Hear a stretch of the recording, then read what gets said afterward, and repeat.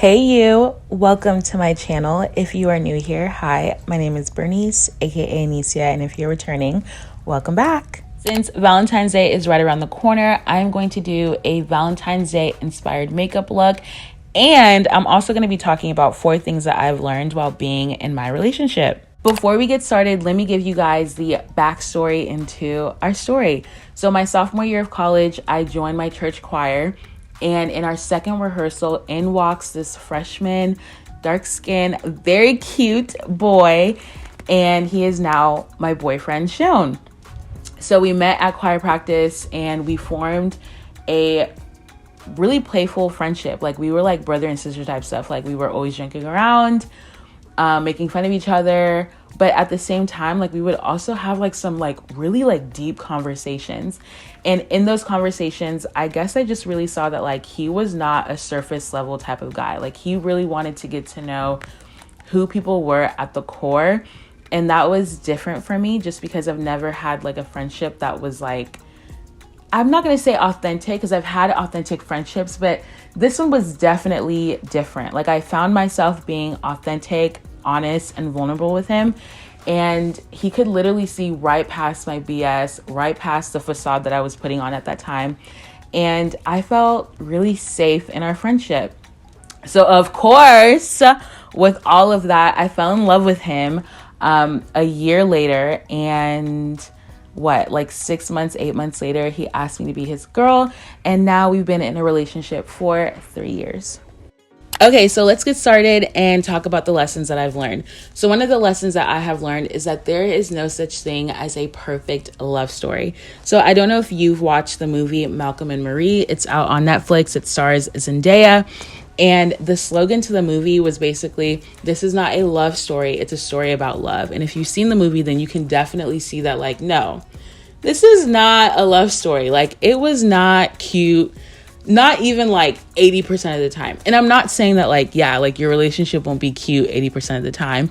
If it's not, then, seek counseling.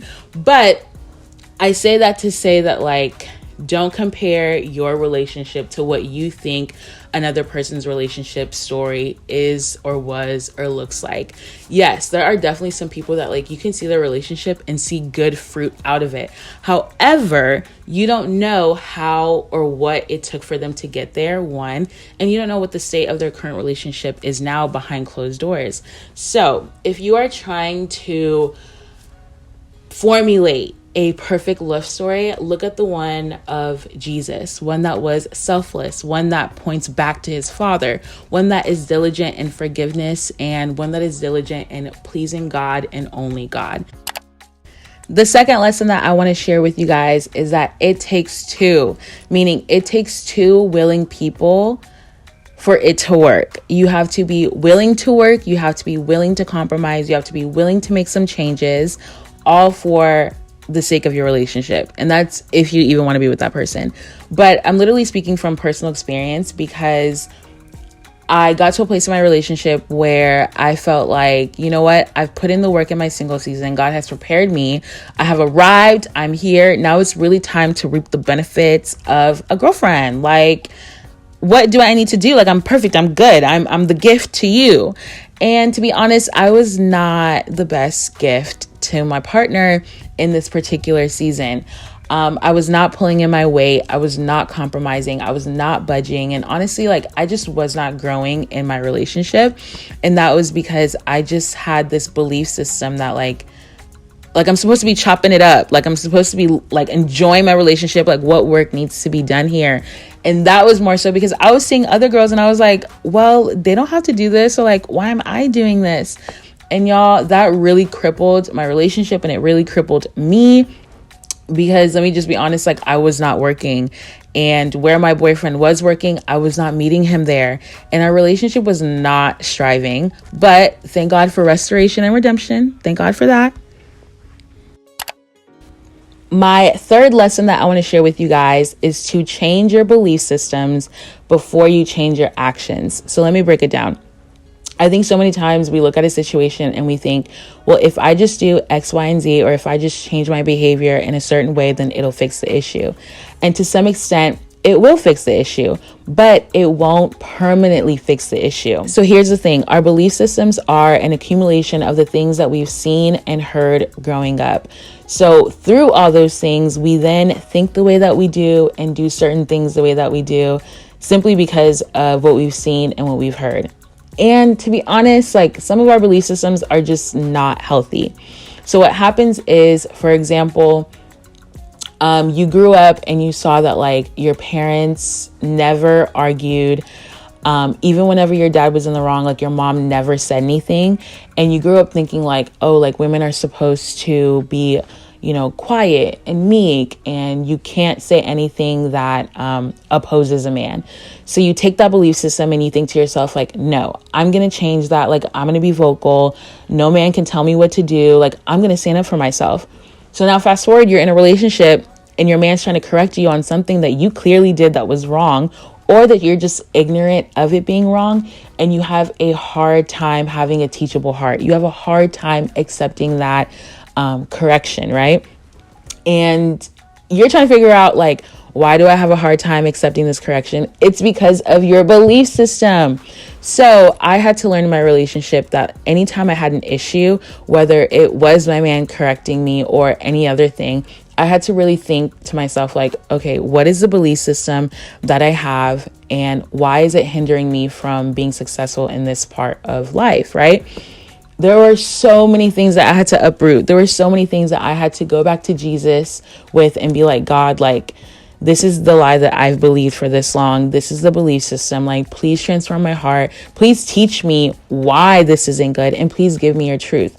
Ever since I started thinking that way in regards to certain things that just don't make sense to me, or that me and my boyfriend disagree on, it's helped me so much in compromising and meeting him in the middle, and honestly also just meeting his need. So moving on to the last lesson that I want to share with you guys, which is prayer literally solves more than half of your issues. I hate to sound all spiritual and be cliche, but like, literally, before you argue or before you go to your partner and you tell them, like, oh, I have an issue with A, B, and C, did you pray about it?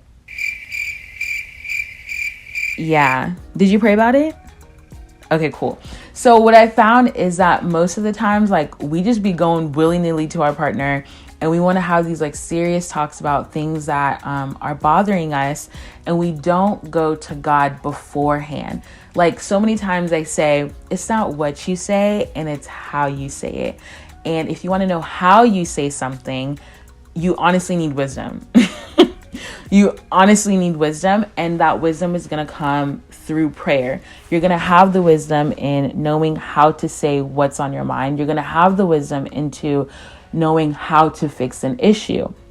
So real quick, I just want to tell you guys, like, lately what I've been doing is before I like state an issue, or before I go guns blazing having a conversation about something that, I don't like, or something that rubbed me the wrong way, I will go and pray about it first. Like, all my grievances, I'll pray about it first. I'll write it in my journal.